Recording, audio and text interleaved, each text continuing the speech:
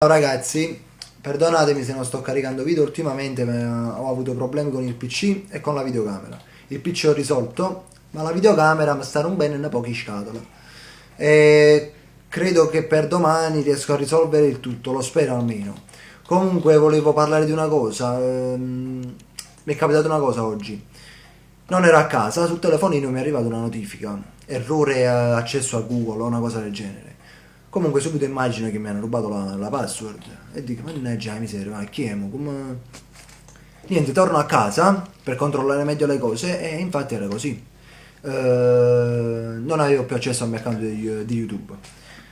Ho provato a recuperarlo e ci sono riuscito fortunatamente. Quando sono entrato nel mio account ho visto che non c'erano più i video. Praticamente questa persona aveva cancellato tutti i video.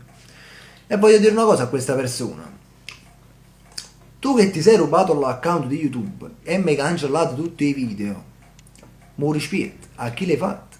Dato che io ho tutti i video salvati e mi posso caricare una volta, quindi, e perso solo tempo, Io ora sai che faccio? Prendo i miei video, uno alla volta, mi guardo una volta, mi faccio una bella risata in coppia i video miei e piano piano e carico una in coppia YouTube. E capito? Questo faccio. Un'altra cosa, dopo questa cosa che hai fatto, io ho il tuo indirizzo IP, quindi spero di riuscire a sapere chi sei, almeno per farmi quattro chiacchiere con te, almeno per sapere il motivo.